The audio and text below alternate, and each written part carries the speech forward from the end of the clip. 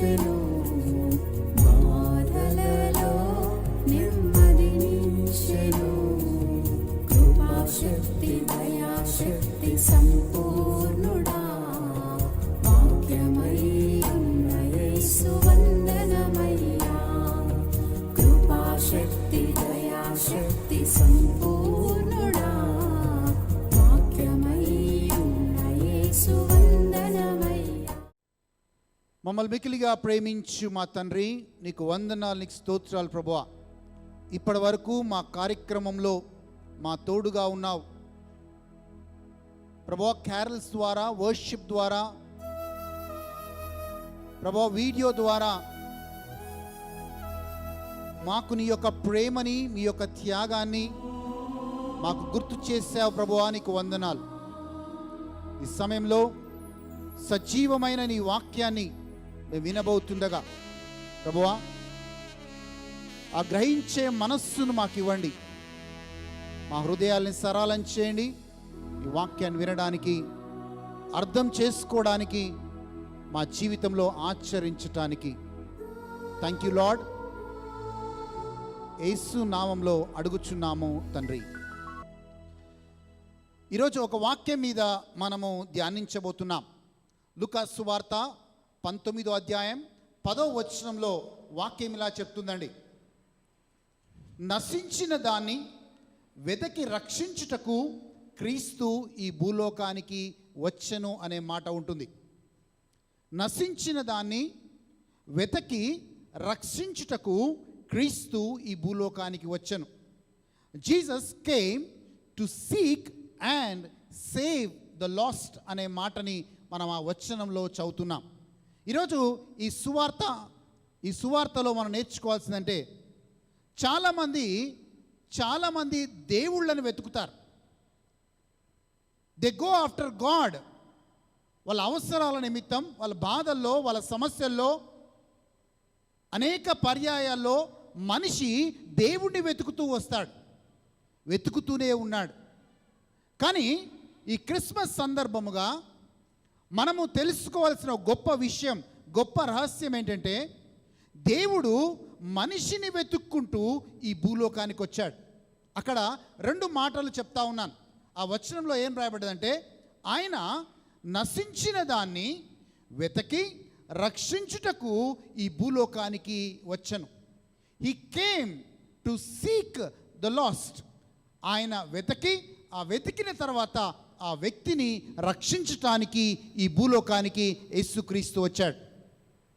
మనం వాక్యంలో చూసినట్లయితే, యేసు ప్రభు ఒక యూదా మతాన్ని స్థాపించడానికి రాలేదండి. యేసు ప్రభు ఒక రోమా సామ్రాజ్యాన్ని స్థాపించడానికి రాలేదు. యేసు ప్రభు అప్పుడున్న ఆ కాలంలో హెరోదు భయపడినట్లుగా ఆయన రాజు కావడానికి కూడా ఈ భూలోకానికి రాలేదు. యేసు ప్రభు నశించిన దాన్ని వెదకి రక్షించటానికే ఈ భూలోకానికి వచ్చాడు. మనం ప్రతిసారి ఆగస్ట్ 15th కావచ్చు, జనవరి 26th కావచ్చు, ఇక్కడ గవర్నర్కి, ఇంకో పక్క ప్రెసిడెంట్ ఆఫ్ ఇండియాకి ఒక ఖైదీలుగా శిక్ష వేయబడిన ఖైదీలు, వాళ్ళు యావజ్జీర కారాగార శిక్ష ఉండొచ్చు, అది లేకపోతే వాళ్ళకు ఉరి శిక్ష ఖరారు అయ్యుండొచ్చు. ఆ పరిస్థితిలో ఇక ఏ దిక్కు తోచని ఆ సమయంలో, ఆ పరిస్థితుల్లో వాళ్ళు క్షమాభిక్షని అడుగుతారు. కొన్నిసార్లు ప్రెసిడెంట్ గారు ఆ క్షమాభిక్షను అంగీకరిస్తారు, కొన్నిసార్లు ఆ క్షమాభిక్షని ప్రెసిడెంట్ గారు నిరాకరిస్తారు. ఆ వార్తల్లో చూసేదంతా కూడా మనకు ఒక న్యూసే అండి. కానీ ఏ వ్యక్తి అయితే క్షమాభిక్ష కోసం ఆ అప్లికేషన్ పెట్టుకున్నాడో ఆయనకి అది జీవం మరణం యొక్క సమస్య.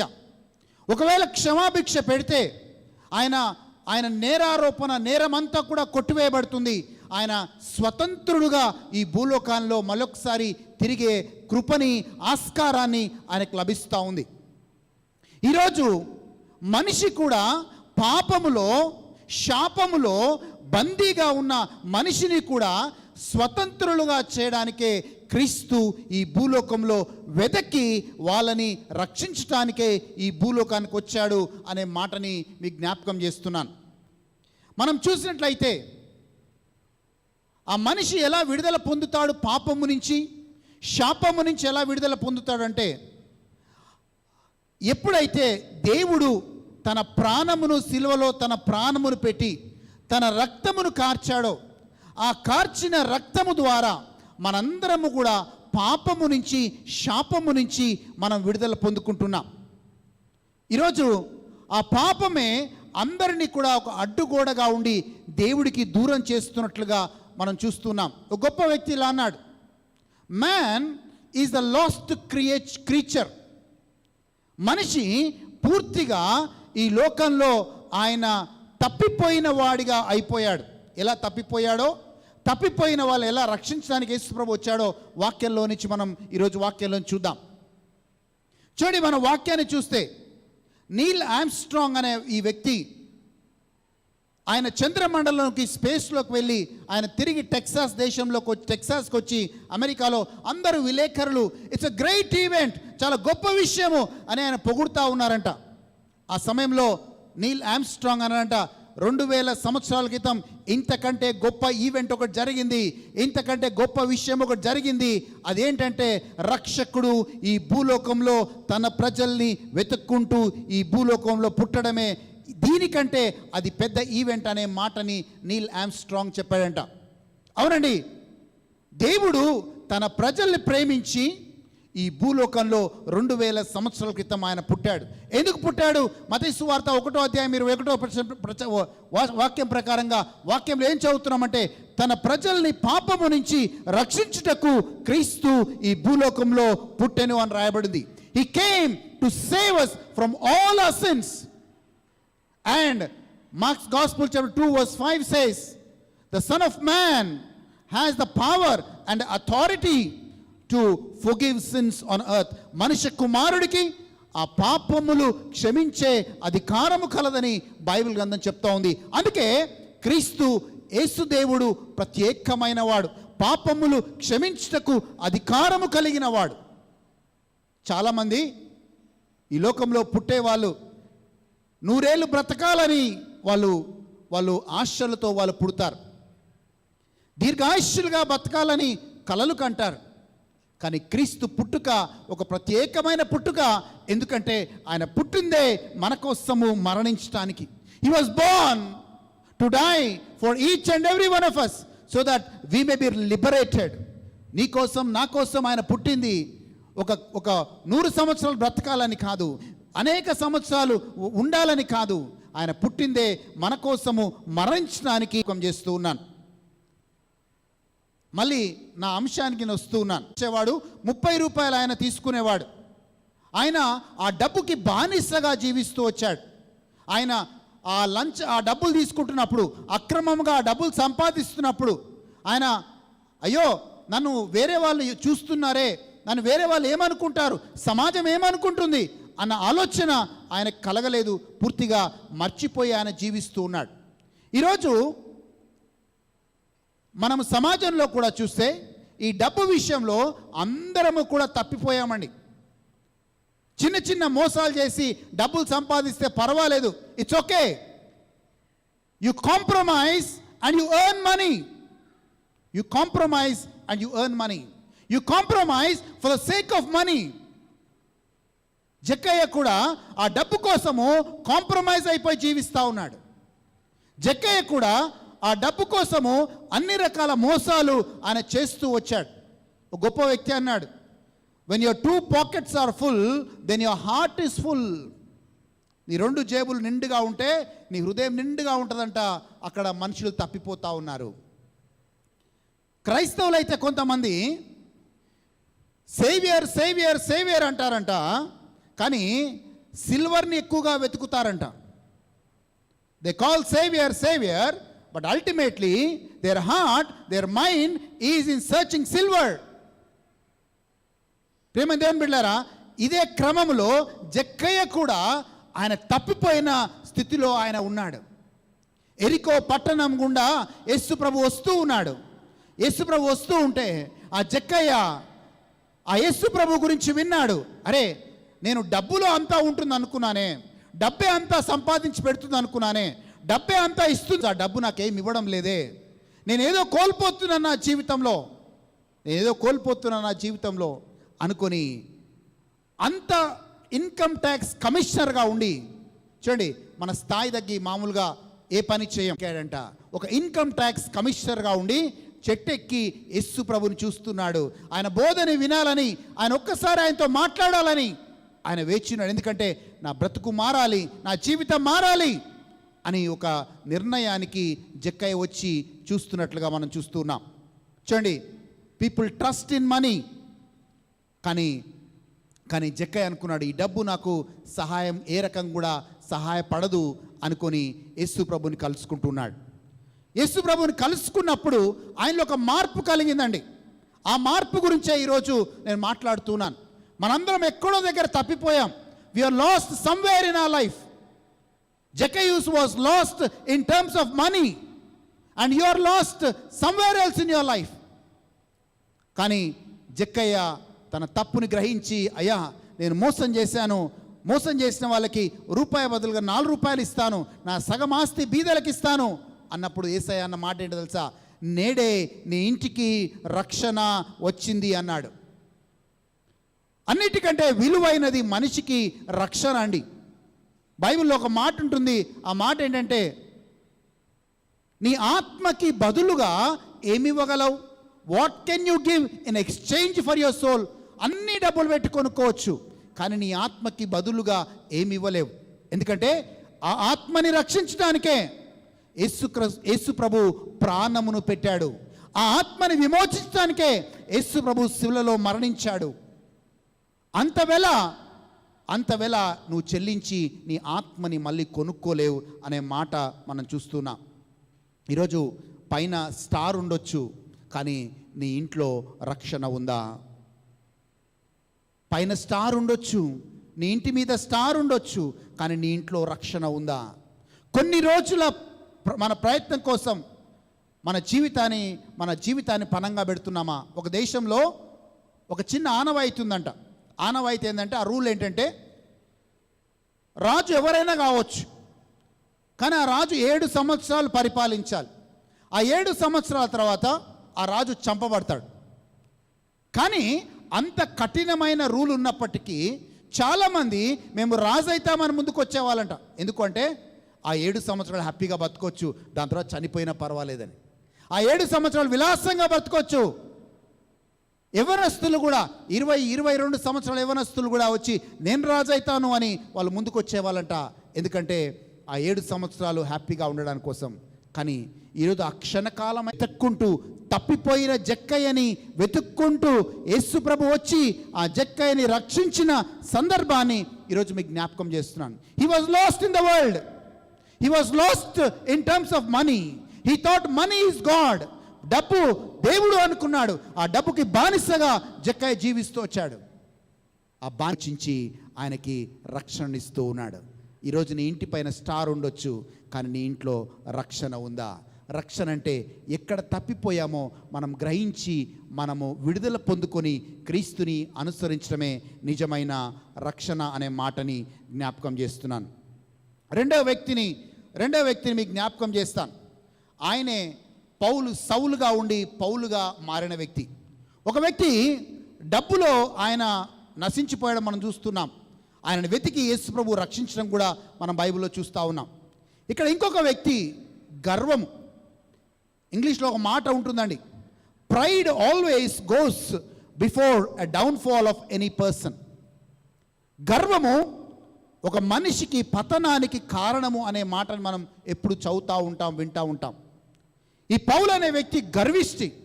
ఎందుకు గర్విష్టి అంటే ఆయన గర్వపడాల్సిందే. ఎందుకంటే ఆయన యూదుడు, ఆయన రోమా పౌరసత్వం ఆయనకుంది.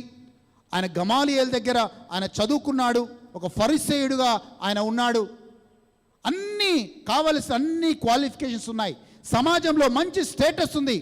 అందుకే ఆయన గర్విష్టి. నాకు అన్నీ తెలుసు, నాకు తెలియదంటూ ఏమీ లేదంటూ కూడా జీవించాడు. క్రైస్తవులని ఇంటింటికి వెళ్ళి క్రైస్తవులను హింసిస్తూ వచ్చాడు. ఆ గొప్ప వ్యక్తి అయిన స్తీఫాను రాళ్లతో కొట్టి చంపబడుతున్నప్పుడు పౌలు అక్కడుండి అది అమలు చేసినట్లుగా మన అపోస్తల కార్యాల్లో చదువుతున్నాం. ఇంత గర్విష్టి, ఇంత సో ప్రౌడ్ మ్యాన్, ఇంత గర్విష్ఠైన ఈ పౌలుని ఒకానొక రోజు యేసు ప్రభు వెదకి వస్తున్నాడు. నశించిన ఈ పౌలుని, నశించిపోతున్న ఈ పౌలుని, అనేక మందిని నాశనం చేస్తున్న ఈ పౌలుని యేసయ్య వెతుక్కుంటూ వచ్చాడు. వెతుక్కుంటూ వచ్చి, సౌలా సౌలా, ఏల నన్ను నువ్వు హింసిస్తున్నావు, Saul Saul why do you persecute me అనే మెల్లనైన స్వరముతో రక్షకుడు వెతుక్కుంటూ పౌలు దగ్గరికి వస్తున్నాడు. మన అంశం ఏంటి? రక్షకుడు నశించిపోయిన దాన్ని వెదకి రక్షకు క్రీస్తు ఈ భూలోకానికి వచ్చెను. ఆ నశించిపోతున్న, గర్వంలో నశించిపోతున్న పౌలుని వెదకి రక్షించటానికి రక్షకుడు వస్తున్నాడు. స్వయంగా ఆయన్నే వస్తూ ఉన్నాడు.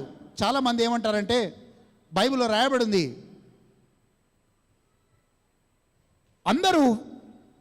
కొందరు వెలుగును చూశారంట, కొందరు స్వరాన్ని విన్నారంట. కానీ పౌలు మాత్రం ఆ రోజు ఆ స్వరాన్ని విన్నాడు, దేవుని వెలుగును కూడా చూశాడు. అంధకారంలో ఉన్న ఆయన జీవితం, ఆ వెలుగు ప్రకాశించినప్పుడు ఆయనలో చీకటి వెళ్ళిపోయింది, ఆయన వెలుగులోకి వచ్చాడు. He came to the light. He was living in darkness. He thought whatever he believed was right. ఈరోజు చాలామంది అదే స్థితిలో ఉంటారండి. మనం చేసేదే కరెక్ట్ అనుకుంటాం, మనం నేర్చుకున్నదే కరెక్ట్ అనుకుంటాం, మనం జీవించిందే కరెక్ట్ అనుకుంటాం. పౌలు కూడా అదే గర్వంలో జీవిస్తూ వచ్చాడు. కానీ ఎప్పుడైతే యేసు ప్రభుతో ఆయన కలిశాడో, యేసయ్య 3 రోజులు సమయం ఇస్తున్నాడు. ఈరోజు ఈ బిజీ వరల్డ్లో, ఈ భయంకరమైన బిజీ వరల్డ్లో మనుషులకి టైం లేదండి. ఈ బైబిల్ చదవడానికి టైం లేదు. అసలు వాళ్ళు ఏం చేస్తున్నారో, వాళ్ళు ఎలా జీవిస్తున్నారో ఆలోచించడానికి కూడా టైం లేదు. సెయింట్ అగస్టిన్ అనే గొప్ప వ్యక్తి అన్నాడు, an unreflected life is not worth living. నువ్వు ఏం చేస్తున్నావు, ఎటుపోతున్నావు, నువ్వు చేసేది కరెక్టేనా అని ఆలోచించి గ్రహించే సమయము మనిషికి లేదు. ఎందుకంటే 24 గంటలు మనిషిని బిజీగా, నీ ఫోన్ కావచ్చు, నీ టీవీ కావచ్చు, నీ ఉద్యోగం కావచ్చు, నిన్ను బిజీ పెట్టడం వల్ల you are not able to realise and recognise what is right and what is wrong. అందుకే దేవుడు ఏం చేశాడంటే, ఈ పౌలు అనే సౌలుకి 3 రోజులు సమయం ఇచ్చాడు. ఆ 3 రోజుల సమయం ఏంటంటే, ఆయన 3 రోజులు అన్నపానీయాలు లేవు, కళ్ళు కనపడలేదు, కళ్ళు మూసేశాడు దేవుడు. ఈ 3 రోజులు ఆయన గ్రహించాడు, నేను చేస్తుంది ఏంటి, వాక్యం ఏం చెప్తుంది, నేనేం చేస్తున్నాను అనే విషయం ఆయన గ్రహించాడు. ఆయన జీవితాన్ని మార్చుకున్నాడు. ఏ పౌలైతే క్రీస్తుని అంగీకరించిన వారిని హింసిస్తూ వచ్చాడో, ఆ పౌలు క్రీస్తుని ప్రకటిస్తూ వెళ్ళాడు. గ్రామానికి వెళ్ళి క్రీస్తుని ప్రకటిస్తూ వెళ్ళి, పౌలు అన్న మాట నాకు ఒకటి చాలా మంచిగా నచ్చుతుంది. ఏమనంటే ఈరోజు నేనేమై ఉన్నానో అది కేవలం దేవుని కృప వల్ల అయి ఉన్నానంటాడు. Whatever today I am it's by the grace of God. And Paul చాలా స్పష్టంగా 2 ప్రశ్నలు అడిగాడు. ఈ 2 ప్రశ్నలని ప్రతి క్రైస్తవుడు అడగలిగితే సరైన మార్గంలో నడుస్తాడు. మొదటి ప్రశ్న ఏమన్నాడంటే, హూ ఆర్ యు లార్డ్ అనే మాట అడిగాడు. ప్రభువా నువ్వు ఎవరివి అని యేసు ప్రభుని కలిసినప్పుడు అడిగాడు. వెంటనే యేసు ప్రభు సమాధానం ఏంటో తెలుసా అండి, నేను యేసుక్రీస్తుని అన్నాడు. ఈ ప్రశ్న ప్రతి ఒక్కరూ, ఈ యేసయ్య ఎవరు, హూ ఆర్ యు లార్డ్, యేసయ్య నువ్వు ఎవరు అని ఒకవేళ ఆ ప్రశ్న అడిగితే ఆ ప్రశ్నకి సమాధానం ఖచ్చితంగా మీకు వస్తుంది. రెండో ప్రశ్న, పౌలు అడిగిన ప్రశ్న ఏంటి అంటే,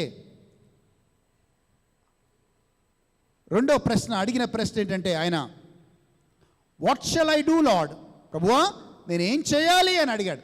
ఒకటి నువ్వెవరు ప్రభువా అని అడిగాడు, రెండో మాట నేనేం చేయాలి ప్రభువా అని అడిగాడు. ఒకవేళ ఈ 2 ప్రశ్నలు మనం అడగగలిగితే మనకి సమాధానం మనకు వస్తుంది. ఆ సమాధానంలో మనము రక్షణ మనకు వస్తుంది అనే మాటని జ్ఞాపకం చేస్తున్నాను. మనం ముందుకెళ్దాం. 3వ వ్యక్తిని మీకు పరిచయం చేస్తాను. ఈ 3వ వ్యక్తి భయంకరమైన పాపములో పట్టుబడ్డ స్త్రీ, వ్యభిచారంలో పట్టుబడ్డ స్త్రీ. యేసయ్య డబ్బులో, లోకంలో నశించిపోయిన జక్కయ్యని వెదకి రక్షించాడు. మతములో, గర్వంలో నశించిపోయిన సౌల్ అనే పౌల్ని వెదకి రక్షించాడు. మూడవదిగా భయంకరమైన పాపములో జీవిస్తూ వస్తున్న ఓ స్త్రీ వ్యభిచారంలో పట్టుబడింది.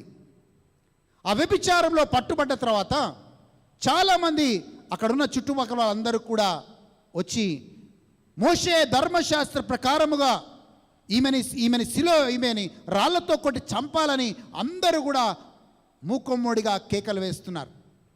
ఈ వ్యభిచారంతో పట్టుబడ్డ స్త్రీ బహుశా సుఖము కోసం పాపము చేసిందో, డబ్బు కోసం పాపము చేసిందో, కానీ ఆ స్త్రీ ఒక దోషిగా అందరి ముందు నిలబడింది. Everybody were condemning her. ప్రతి ఒక్కరూ ఆమెను దూషిస్తూ వచ్చారు. ఈమె వ్యభిచారం చేసింది, ఈమె రాళ్లతో కొట్టి చంపబడాలి మోషే ధర్మశాస్త్ర ప్రకారం. కానీ అందరూ ఒకే స్వరంతో కేకలు వేస్తున్నారు. Everybody were shouting at her. ఈరోజు మనం కూడా ఎక్కడైనా తప్పు చేసినప్పుడు, మనం కూడా ఎక్కడైనా పడిపోయినప్పుడు, మనం కూడా కొన్ని తప్పటడుగులు వేసినప్పుడు సమాజము అలాగే నిందిస్తుంది. ఈ తప్పు చేశాడు, ఈయన క్రైస్తవుడిగా ఉండడానికి అర్హత లేదు అని నిందించే సమయాలు చాలా సందర్భాల్లో మనం చూస్తాం. ఒక తల్లిగా, ఒక తండ్రిగా నువ్వు ఫెయిల్ అయ్యావు, ఒక భర్తగా నువ్వు ఫెయిల్ అయ్యావు, ఒక భార్యగా నువ్వు ఫెయిల్ అయ్యావు అని సమాజము నిందించే సందర్భాలు ఉండొచ్చు. Maybe the world is condemning you. కానీ శుభవార్త ఏంటో తెలుసా అండి? రోమీలకు రాసిన లేఖ 8వ అధ్యాయం 1వ వచనం చెప్తుంది, there is no condemnation for those who are in Christ. ఎవరైతే క్రీస్తులో ఉన్నారో వాళ్ళకి ఎలాంటి శిక్షావిధి లేదు. They cannot be condemned. ఆ రోజు ఆ స్త్రీని నిందిస్తున్నప్పుడు యేసుప్రభు వస్తున్నాడు, అమ్మా వీళ్ళెవ్వరూ నీ దండించడానికి అర్హులు కారు, నేను కూడా నేను దండించనమ్మా, కానీ ఒక కండిషన్ అమ్మా. ఆ కండిషన్ ఏంటంటే నువ్వు మళ్ళీ పాపము చేయకు. వ్యభిచారంలో పట్టుబడ్డ స్త్రీని వెదకి క్రీస్తు రక్షించాడు. నశించిపోవాల్సిన ఆమెని వెదకి క్రీస్తు రక్షించి ఆమెకు ఒక కొత్త జీవితాన్ని ఇచ్చాడు. That's Jesus. Your life is not over. Maybe your in horrible state. భయంకరమైన స్థితిలో నీ జీవితం ఉండొచ్చు, బట్ ఇట్స్ నాట్ ఓవర్. లోకానికి అది ముగింపులాగా కనబడొచ్చు, నీ కుటుంబంలో అది ముగింపులాగా కనబడొచ్చు, but it's not over. Christ can make you all afresh.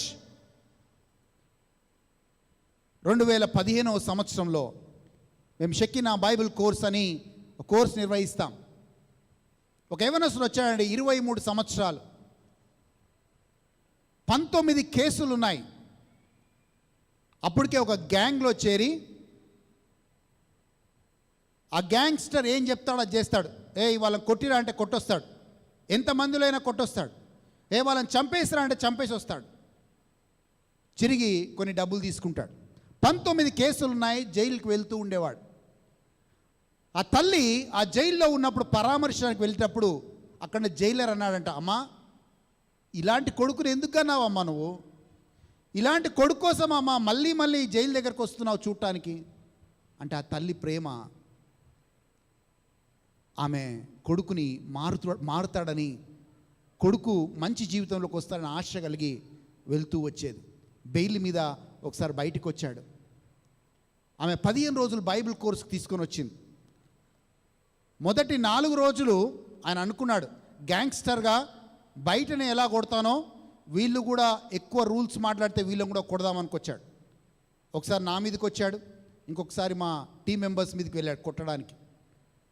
మేము చెప్పేది నచ్చలేదు, చేరెత్తాడు, ఒకసారి చెయ్యెత్తాడు. మేము ఏమీ అనలేదు, నాన్న కూర్చో దేవుని వాక్యాన్ని విను అని కూర్చోబెట్టాం. 15 రోజులు అయిపోయింది. 15వ రోజున కళ్ళు ఆయన మోకాళ్ళ మీద ఉండి ఏడుస్తూ ఉన్నాడు. నా తప్పును నేను తెలుసుకున్నాను, క్రీస్తు ప్రేమను నేను తెలుసుకున్నాను అని. వాళ్ళ ఆ యొక్క చివరి మీటింగ్కి ఆ వెళ్ళే రోజు వాళ్ళ అమ్మ వచ్చింది. వాళ్ళ అమ్మ కాళ్ళు పట్టుకొని క్షమాపణ అడుగుతున్నా, అమ్మ ఎన్నిసార్లు నిన్ను బాధ పెట్టాను, ఎన్నిసార్లు నిన్ను నొప్పించానమ్మా, నన్ను క్షమించని వాళ్ళ అమ్మ కాళ్ళు పట్టుకొని క్షమాపణ అడుగుతున్నాడు. వాళ్ళ తల్లి అనుకుంది ఆ జీవితం అయిపోయింది అనుకుంది. కానీ ఎప్పుడైతే ఆ అబ్బాయి మళ్ళీ తన జీవితాన్ని యేసు ప్రభుకి ఇచ్చాడో ఆ రోజు నుంచి మళ్ళీ ఆయన జీవితాన్ని మళ్ళీ యేసయ్య ఆశీర్వదించ మొదలుపెట్టాడు. He was a changed boy. He realize this mistake. మనందరం కూడా తప్పులు చేస్తాం, కానీ యేసు ప్రభులో ఉన్న గొప్పతనం ఏంటంటే నీలో ఉన్న తప్పుని చూడట్లేదు, నీలో ఉన్న మంచిని వెదక్కి తీసుకొని బయటికి వచ్చి నిన్ను దీవించాలని దేవుడు ఆశపడేవాడిగా ఉంటాడు. The world sees you as a sinner. The world condemns you for what you are doing. But Christ says, don't worry, it's not over. I am there. Saint Augustine అనే వ్యక్తి అంట వేశ్యలతో తిరిగేవాడంట, త్రాకుబోతులో తిరిగేవాడంట. అందరూ ఆయన మీద హోప్స్ వదిలేశారు. కానీ ఆయన తల్లి మోనికా గారు ప్రార్థిస్తూ వచ్చేదంట, నా కొడుకు మారాలి, నా కొడుకు మారాలి, నా కొడుకు మారాలి. ఆమె ప్రార్థించిన విధంగానే ఆమె కొడుకు మారాడు. మారడమే కాదు, ఒక ప్రీస్ట్గా, ఒక మంచి దైవజనుడుగా దేవుడు ఆయనను దీవించాడు. God can rework your life again. That is Jesus. పూర్తిగా అయిపోయింది అనుకున్న నీ జీవితాన్ని మళ్ళీ చిగురింలో ఉంది ఈ స్త్రీ. ఆమె సమారియా స్త్రీ అంటాం బైబిల్లో. She was in ignorance. అజ్ఞానంలో ఉంది. ఏం జరుగుతుందో లేదు, ఏం చేస్తారో తెలియదు. ఈరోజు చాలామంది అజ్ఞానంలో ఉన్నారు. బైబిల్ ఏం చెప్తుందంటే చాలామంది ఎందుకు నశించిపోతున్నారు అంటే అజ్ఞానంలో ఉండి చాలామంది నశించిపోతున్నారు. Many people are perishing due to lack of knowledge. ఈ సమారియా స్త్రీ కూడా జ్ఞానము లేక అజ్ఞానంలో ఉండి ఒక భయంకరమైన జీవితం జీవిస్తూ ఉంది. ఆ స్త్రీకి వెదకి రక్షించటానికి యేసు ప్రభు అనేక మైళ్ళు ఎండలో, మండుటెండలో యేసయ్య నడుచుకుంటూ వెళ్ళాడు ఆ సమారియా స్త్రీ దగ్గరికి. Jesus walked in a hot sun just to save a single woman. ఆమె దగ్గరికి వెళ్ళాడు. ఆమెతో మాట్లాడుతూ ఉన్నాడు. ఆమెకు అర్థమైంది నిజమైన మెస్సాయా ఎవరు అని. ఆమెకో మాట చెప్పాడు, అమ్మా ఈ బావిలో తాగుతున్న నీళ్లు నువ్వు తాగితే మళ్ళీ మళ్ళీ దాహం వేస్తుంది, కానీ నేనిచ్చే నీళ్లు తాగితే నీకెన్నటికీ దప్పిక కొనవు అన్నాడు. అప్పుడు వెంటనే ఆ సమారియా స్త్రీ, అయ్యా నాకు ఆ నీళ్ళు ఇవ్వండి అన్నది. దాని తర్వాత సంభాషణలో మీకు బైబిల్ గ్రంథంలో యోహాను సువార్త 4వ అధ్యాయం 20 నుంచి 24 వచనాలు చదివితే యేసు ప్రభు సమారియా స్త్రీతో ఒక మాట అన్నాడు. అమ్మా ఆరాధన గురించి ఒక మాట అన్నాడు. అమ్మా మీరు తెలియని దాన్ని మీరు ఆరాధిస్తున్నారు, మేము తెలిసిన దాన్ని మేము ఆరాధిస్తున్నాం. అమ్మా నిజమైన ఆరాధికులు ఆత్మయందు సత్యమందు ఆరాధించే సమయం ఒక వస్తుందమ్మా అని ఆ సమారియా స్త్రీతో యేసు ప్రభు చెప్తూ ఉన్నాడు. ఆ సమారియా స్త్రీ అమాయకంగా ఒక మాట అంటుంది, అయ్యా మేమందరం కొండల మీద ఆరాధిస్తాం, కానీ ఇప్పుడు మమ్మల్ని యెరూషలేములో ఆరాధించమంటారా అని అడుగుతుంది. అప్పుడు యేసు ప్రభు అంటున్నాడు, అవునమ్మా మీరు కొండల మీద ఆరాధిస్తారు, యూదులు యెరూషలేములో ఆరాధిస్తారు, కానీ దేవుడు ఆత్మ కనుక దేవుణ్ణి ఆరాధించే వాళ్ళు ఆత్మయందు సత్యమందు నిజమైన ఆరాధికులు ఆరాధించే సమయము ఒకటి వస్తుంది అని, ఆయనే నిజమైన దేవుడని, నిజమైన ఆరాధన దేవుని ఆత్మయందు సత్యమందు ఆరాధించమని ఆమెకి ఆ రోజు బయలుపరుస్తూ ఉన్నాడు. ఆ సమారియా స్త్రీ అప్పటి వరకు 5 మంది భర్తలు, 6వ వాడితో జీవిస్తుంది. జీవితానికి అర్థం లేదు, జీవితానికి పరమార్థం లేదు. సమాజంలో ఆమెను చిన్న చూపు చూస్తూ వచ్చారు, సమాజంలో ఆమెను లెక్క చేయకుండా వచ్చారు. అలాంటి భయంకరమైన స్థితిలో ఉన్న ఆ స్త్రీని యేసు ప్రభు వెదకి రక్షించినప్పుడు ఆమె ఆ సువార్తని పొందుకున్నప్పుడు సమారియా ప్రాంతానికి అంతా కూడా వెళ్ళి ఆమె మెస్సయా గురించి సువార్తని చెప్పినట్లుగా మనం చూస్తున్నాం. అక్కడ నాకు నచ్చిన మాట ఏంటంటే సమారియా స్త్రీ చెప్పిన సాక్ష్యమును బట్టి సమారియాలో అందరూ క్రీస్తుని విశ్వసించిని అనే మాటను మనం చూస్తూ ఉన్నాం. అవునండి, నశించిన దాన్ని వెదకి రక్షించుటకు క్రీస్తు ఈ భూలోకానికి వచ్చాడు. ఈరోజు జక్కయ్యలాగా డబ్బు విషయంలో మీరు నశించిపోయారా? ఈరోజు పౌల్లాగా గర్వముతో నాకంతా తెలుసు అనే అహంభావంతో నశించిపోయారా? లేకపోతే భయంకరమైన పాపంలో జీవిస్తూ ఆ వ్యభిచారంలో పట్టుబడ్డ స్త్రీలాగా వ్యభిచారంలో, ఆ పాపంలో జీవిస్తూ దేవుడికి దూరస్తులుగా జీవిస్తున్నారా? లేకపోతే ఈ సమరియా స్త్రీలాగా అజ్ఞానంలో, ఇగ్నోరెన్స్లో జీవిస్తున్నారా? ఆ నలుగురిని వెతికి రక్షించటానికి క్రీస్తు ఎలాగైతే ఈ లోకానికి వెళ్ళాడో, ఆ నలుగురి దగ్గరికి వెళ్ళాడో, ఈరోజు నీ దగ్గరికి, నా దగ్గరికి కూడా ఎక్కడ తప్పిపోయామో, ఎక్కడ నశించిపోతున్నామో మనల్ని కూడా వెతికి రక్షించడానికి ఈ క్రిస్మస్ సందర్భంగా క్రీస్తు మన మధ్యలో మరొక్కసారి ఆత్మరూపంలో జన్మిస్తున్నాడు అనే మాటని జ్ఞాపకం చేస్తున్నాను. ఎవరైతే చిన్నగా నోరు తెరిచి, యేసయ్యా నేను ఈ యొక్క స్థలంలో, ఈ ప్రదేశంలో, ఈ యొక్క భయంకరమైన స్థితిలో నేను నశించిపోతున్నాను ప్రభువా, నన్ను రక్షించు అనే ఒక చిన్న ప్రార్థన చేస్తే దేవుడు రక్షించేవాడిగా ఉంటాడు. దేవుడు రక్షించేవాడిగా ఉంటాడు. నేను ఎప్పుడు నా సాక్ష్యాన్ని చెప్తా ఉంటాను. నేను ఒక క్రైస్తవుడిగా, ఒక కథోలిక్గా 25 సంవత్సరాలు నాకు దేవుడు ఎవరో తెలియదు. చర్చికి వెళ్ళేవాడిని, క్రమం తప్పకుండా చర్చికి వెళ్ళేవాడిని, కానీ దేవుడు అంటే తెలీదు, దేవుడు అనుభూతి అంటే ఏంటో తెలీదు. కానీ ముత్తంగి అనే ప్రాంతంలో, ఆ యొక్క రిట్రీట్ సెంటర్లో నేను మొట్టమొదటిసారిగా అక్కడికి వెళ్ళాను. ఎందుకు వెళ్ళాను తెలుసా అండి? మళ్ళీ యేసు ప్రభు కోసం కాదు, మళ్ళీ దేవుడి కోసం కాదు. మా నాన్న అక్కడికి వెళ్ళి అక్కడ ఒక వడకం చేసి, రిట్రీట్ చేసి వచ్చాడు. నాకు ఒక కండిషన్ పెట్టాడు. ప్రతి ఆదివారం నువ్వు ఆ యొక్క ముత్తంగి ప్రాంతానికి ప్రార్థనకు వెళ్తేనే నీకు పాకెట్ మనీ ఇస్తా అన్నాడు. సో నేను ఆ ముత్తంగి ప్రార్థనా సెంటర్కి పాకెట్ మనీ కోసం వెళ్ళాను, యేసు ప్రభు కోసం కాదు. వెళ్ళేవాడిని, వెళ్ళిన తర్వాత ఫోన్ చేసేవాడిని, నాకు పాకెట్ మనీ వచ్చాయి. 2 నెలలు గడిచిపోయింది. ఇక 3వ నెల అన్నాను, నాకు నీ పాకెట్ మనీ అవసరం లేదు, నాకు యేసు ప్రభు కావాలి. ఆ రోజు నుంచి ఒక మాట నిర్ణయించుకున్నాను, ఒక గట్టిగా ఒక ప్రార్థన చేసుకున్నాను. ప్రభువా, నాకు వాక్యం అంటే ఏంటో తెలియదు, బైబిల్ అంటే ఏంటో తెలియదు, కానీ ఏ రోజైనా కానీ నేను ప్రకటించేవాడిగా, సువార్తని ప్రకటించేవాడిగా నేను ఉండాలని ఆ రోజు ఆ చిన్నగా చేసుకున్న ప్రార్థనే నన్ను ఈ స్థలానికి, ఈ స్థాయికి దేవుడు నన్ను తీసుకొచ్చాడు. మనం ఎలాగొస్తే ఏమండి, మన ఇంటెన్షన్, మోటివ్ ఏదైతే ఏముంది, కానీ ఆ పాకెట్ మనీ కోసం స్టార్ట్ అయిన నా ప్రయాణం ఈరోజు నేను రక్షించడమే కాదు, అనేక మందిని దేవుడు రక్షించడానికి దేవుడు కృపనిచ్చాడు.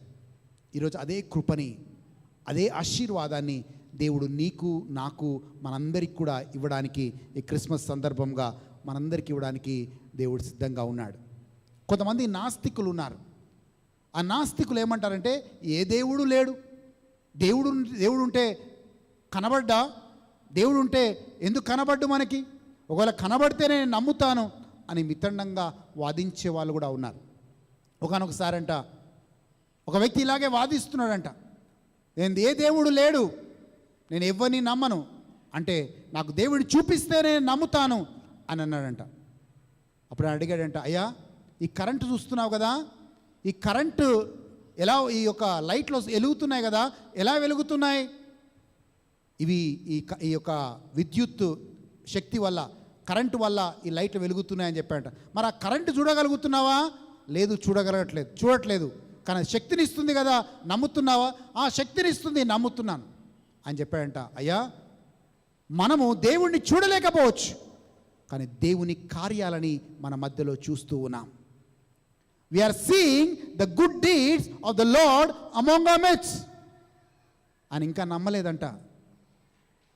నీకు నమ్మకం కలగాలంటే దేవుణ్ణి చూపిస్తానని అడవుల్లోకి తీసుకెళ్ళాడంట. ఇద్దరు కలిసి అడవుల్లోకి వెళ్తూ ఉన్నారు, లోతైన అడవుల్లోకి వెళ్తూ ఉన్నారు. వెళ్ళిన తర్వాత ఒక పెద్ద స్థలానికి వచ్చారంట. చాలా, ఒక పక్క వజ్రాలు, ఒక పక్క బంగారం, ఒక పక్క వెండి, గుట్టలుగా ఉన్నాయంట అడవిలో. అది చూశాడంట, ఆశ్చర్యపోయాడంట. ఓ, నువ్వు ఇంత ధనవంతుడివా అంటే అన్నట్టు, అదే నాది కాదు అన్నాడంట. దాని తర్వాత కొంచెం ముందుకు వెళ్ళాడంట. కొంచెం ముందుకు వెళ్ళిన తర్వాత ఒక పెద్ద గుట్టను చూశాడంట, భయంకరమైన దృశ్యాన్ని చూశాడంట. ఆ భయంకరమైన దృశ్యాన్ని ఏంటంటే, గుట్టలుగా అస్థిక పంజరాలు ఉన్నాయంట. ఈ అస్థిక పంజరాలను చూసి, ఇది భయంకరంగా ఇంతమంది చనిపోయారు అని ఆయనలో భయం వేసిందంట. ఇక ఆయన దేవుడు ఎవరని అడగడం మర్చిపోయి అసలు నువ్వెవరయ్యా అని అడిగాడట. అప్పటి వరకు దేవుడిని చూపించు, దేవుడిని చూపిస్తేనే నేను నమ్ముతాను అన్న వ్యక్తి ఇక దేవుడిని చూపించమని అడగట్లేదు, నువ్వెవరయ్యా అని అడిగాడంట. అప్పుడు ఆయన వెంటనే అంట, ఐ యామ్ ఎ క్యానబాలిజం, అంటే నేను మనుషులని భక్షించేవాడిని అని చెప్పాడంట. మీకు తెలుసో తెలీదో, ఒక క్రూర మృగము నుంచి తప్పించుకోవచ్చు, కానీ మనుషులని భక్షించే మనుషుల నుంచి మనిషి తప్పించుకోవడం కష్టం. ఆయన ఆశ్చర్యపోయి, అయ్యా నన్ను విడిచిపెట్టు అని ప్రాధేయపడ్డాడంట. అప్పుడు ఆయన చెప్పాడంట, అయ్యా నేను క్యానబాలిజంనే, నేను మనుషులని భక్షించేవాడనే, కానీ యేసయ్య నన్ను మార్చాడు, నా మార్పుకి కారణం యేసయ్య అయ్యాడు. అందుకే ఈరోజు ఆ క్రీస్తుని చూపించడానికి నేను ఇక్కడ తీసుకొచ్చాను. నేను మారాను అంటే దేవుడు ఉన్నాడు, అదే దేవుడు నిన్ను కూడా మారుస్తాడు అని చెప్పాడంట. అవునండి, మితండవాదం చేయడం కాదు, కానీ యేసే ఆ యొక్క దేవుణ్ణి చూస్తేనే నమ్మే వాళ్ళు కొంతమంది అయితే, యేసుప్రభు మాట అన్నాడు బైబిల్లో, నన్ను చూస్తే తండ్రిని చూసినట్లే అని చెప్పాడు. If you see me you have seen the father అనే మాటని చెప్పాడు. ఈరోజు ఆ గొప్ప పండుగని మనందరం జరుపుకుంటూ ఉన్నాం. మనం ఎక్కడ తప్పిపోయామో అక్కడ ఆ తప్పిపోయిన ప్రదేశాన్ని, ఆ తప్పిపోయిన ఆ యొక్క ఇష్యూని ఈరోజు క్రిస్మస్ జరుపుకోవడానికి అందరూ సిద్ధపడుతూ ఉన్నాం. కొత్త బట్టలు వేసుకుంటున్నాం, ఇల్లుని శుభ్రపరచుకుంటున్నాం. కానీ ఈరోజు ఒక మంచి సమయం, మన హృదయాన్ని శుభ్రపరచుకుందాం. ఎక్కడ తప్పిపోయామో తిరిగి మనము దేవుడి దగ్గర స్థాపించబడదాం, తిరిగి మనం దేవుడి దగ్గర ఎస్టాబ్లిష్ అవుదాం, క్రీస్తులో బలముగా నాటబడదాం. లేచి నిలబడదాం, చిన్న ప్రార్థన చేసుకుందాం. Let's all stand and make this small prayer. Thank you Jesus. ఒక్కసారి మీ జీవితాన్ని పరిశీలించుకోండి. ఒక్కసారి మీ జీవితాన్ని పరిశీలించుకోండి. An unreflected life is not worth living.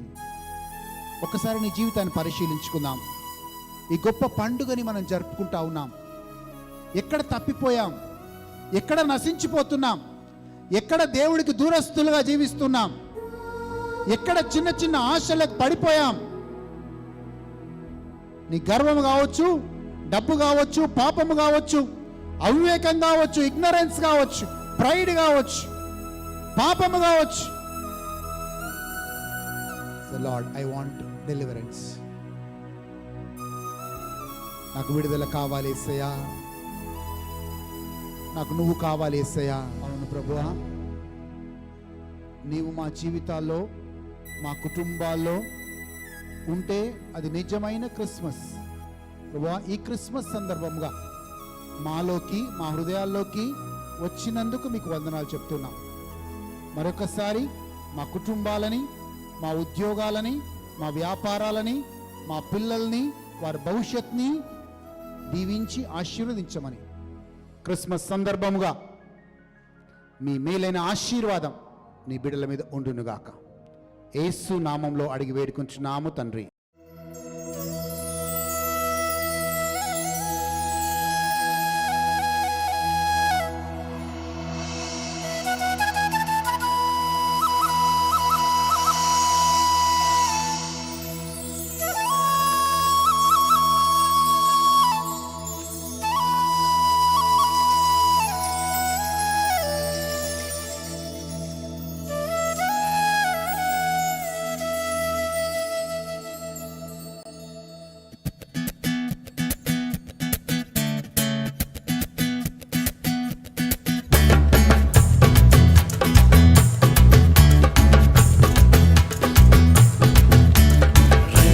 రెండయో రక్షకుడు పుట్టెను, రెండయో రక్షకుడు పుట్టెను. రక్షకుడు చూడను రక్షణాలు పొందను, రక్షకుని చూడను రక్షణాలు పొందను. రెండయో రక్షకుడు పుట్టెను.